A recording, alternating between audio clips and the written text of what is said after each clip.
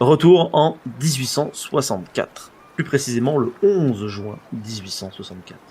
La corvette sudiste, le CSS Alabama, se présente devant le port de Cherbourg, afin d'y effectuer des réparations.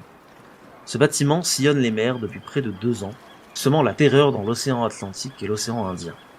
Le CSS Alabama, navire corsaire confédéré, avait déjà arraisonné plus de 447 navires marchands et semblait alors ne pas connaître la défaite. Son commandant, le capitaine Raphaël Semmes, demande à entrer dans l'arsenal français. Les autorités françaises font jouer la montre le temps que les ambassadeurs des États-Unis contactent par télégraphe l'USS Kearsarge, qui se trouvait dans le port de Vlissingen, aux Pays-Bas. L'Alabama attend toujours l'autorisation d'entrer dans l'arsenal quand, le 14 juin 1864, vers midi, le Kearsarge arrive devant la grande digue protégeant la rade de Cherbourg. Aussitôt, le commandant Semmes, sachant cerner, décide de l'affronter. Mais les ressources sont insuffisantes pour pouvoir le faire. Il informe alors le préfet maritime de Cherbourg, qui ne souhaite plus réparer son bâtiment, mais demande à remplir ses soutes de charbon afin de quitter les lieux au plus vite et de se battre en mer. Le préfet maritime accepte, préférant savoir le navire corsaire loin des côtes françaises et éviter ainsi le combat fratricide dans les eaux territoriales de l'Hexagone.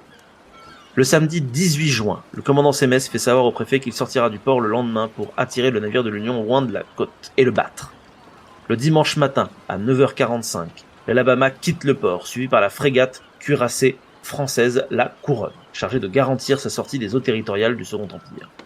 Entre-temps, la nouvelle avait fait le tour de la ville et plus de 15 000 curieux étaient attroupés sur les hauteurs, les quais ou la grande digue pour assister au futur duel annoncé. Quelques-uns avaient même loué de petites barques de pêcheurs afin d'assister au combat. Incroyable, hein. Pendant ce temps-là, du côté du Kearsarge, qui se trouvait à ce moment au nord-est du port, le commandant venait à peine de célébrer l'office lorsque l'alerte fut donnée. Sans attendre, il ordonne de faire route au nord-est et de faire semblant de fuir. Son plan est simple, attendre que l'Alabama le prenne en chasse pour ensuite se retourner et le coincer entre lui et la rade. En prévision, il avait fait placer tous ses canons à tribord de son bâtiment. Les deux adversaires se pourchassent alors lorsque d'un coup le navire de l'Union vire de bord, plaçant son côté tribord face à la corvette sudiste. Mais le commandant nordiste n'avait pas prévu quelque chose d'incroyable. C'est que son adversaire ferait exactement la même chose mais en sens inverse. En effet, le capitaine Semmes avait lui aussi prévu une attaque par tribord et il avait positionné ses canons dans ce même but. Les deux navires se retrouvent donc côte à côte, tribord respectif, et là, c'est le moment d'ouvrir le feu. Les deux officiers, Semmes et Winslow, essayant chacun d'infliger à l'adversaire un coup en enfilade, les deux bâtiments commencent alors à décrire une première série de boucles, bientôt suivie de 6 autres boucles. Le jusant les entraîna vers l'ouest à la vitesse de 3 nœuds. La bataille tourne rapidement en faveur des nordistes mieux équipés. Mais tout à coup, un boulet de canon éclate à proximité du commandant Winslow, le blessant gravement. Ces hommes redoublent d'efforts et parviennent à porter plusieurs coups au niveau de la ligne de flottaison à l'arrière de l'Alabama. Après plus d'1 heure de combat acharné, la victoire était aux mains de l'Union.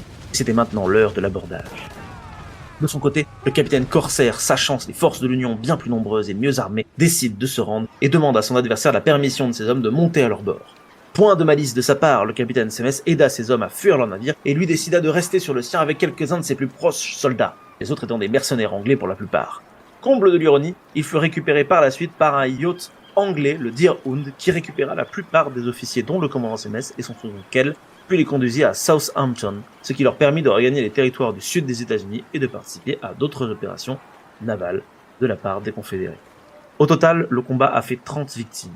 L'Alabama a perdu 29 hommes, certains ont été tués lors du combat, d'autres se sont noyés, et quelques-uns sont morts de leurs blessures. À bord du Kearsarge, on a dénombré 3 blessés, soignés à l'hôpital de la Marine, dans la même salle que leurs adversaires. C'est là que William Gowen, le seul mort nordiste, décède. Il sera enterré dans le vieux cimetière Cherbourg-Octeville. Il faudra attendre 1984 pour que des fouilles archéologiques puissent être faites et qu'on arrive à retrouver dans la Grande Rade le fameux vaisseau l'Alabama. En 2002, la cloche du navire ainsi que 300 autres objets, dont des canons, des morceaux de la structure, de la vaisselle, des commodes d'ornement et d'autres objets révélant la vie, puissent être remontés des fonds marins. En 2004, des restes humains, notamment un fragment de mâchoire, furent retrouvés sous un canon. Ils ont été ensevelis au cimetière de Mobile en Alabama. Depuis 2004, les recherches sont interrompues, mais malgré tout, le canon remonté de l'épave du CSS Alabama est exposé aujourd'hui dans la nef d'accueil de la Cité de la Mer à Cherbourg, en Cotentin. Et c'est ainsi que se termine l'histoire du combat naval de Cherbourg, qui a eu donc lieu autour des eaux territoriales françaises pendant pourtant la guerre de sécession. Et voilà. Ouais, elle est rigolote. Hein. Ah, rigolote. On n'y était pas, donc du coup, on peut dire que c'était rigolo. Mais Non mais sur le côté genre inattendu. C'est très inattendu, c'est très Qu'il inattendu. y ait des combats de la guerre de sécession à Cherbourg. À Cherbourg, voilà. Ça, c'est vraiment assez dingue. C'est un épisode qui est notamment relaté dans Duel dans la Manche, encore une fois, un épisode de la série Les Tuniques Bleues que je vous conseille de lire prestement. Mais oui, moi j'avais surtout envie de vous parler un peu de ces petites anecdotes qui n'ont pas forcément une grande influence sur le cours de la guerre, mais qui sont marquantes de par leur côté un peu anodin. Enfin, tu vois, si on m'avait dit que la guerre civile avait eu lieu dans la rade de Cherbourg, bah, j'aurais pas dit oui, j'aurais dit non, tu te fous de ma gueule. Et pourtant, si. Pareil, si on m'avait dit qu'il y avait 2 navires steampunk qui s'étaient battus ensemble au cours de la guerre de sécession, j'aurais dit oui, pas forcément, etc., etc. Donc ces petites infos-là, je les trouve assez croustillantes, même si au final elles n'ont pas du tout changé le cours de la guerre comme l'avait dit Léopold au cours de sa chronique. Si ce petit instant passé en notre compagnie vous a plu et que vous avez envie d'en passer d'autres avec nous, eh bien n'hésitez pas à vous abonner, mettre un petit pouce bleu, partager la vidéo ou encore nous suivre sur les réseaux sociaux. Sachez que vous pouvez aussi écouter cet épisode dans son entièreté et pour cela vous n'avez qu'à vous rendre dans la description de la vidéo. Je vous dis à très bientôt pour à nouveau écouter un petit peu de tout et surtout un petit peu de rien.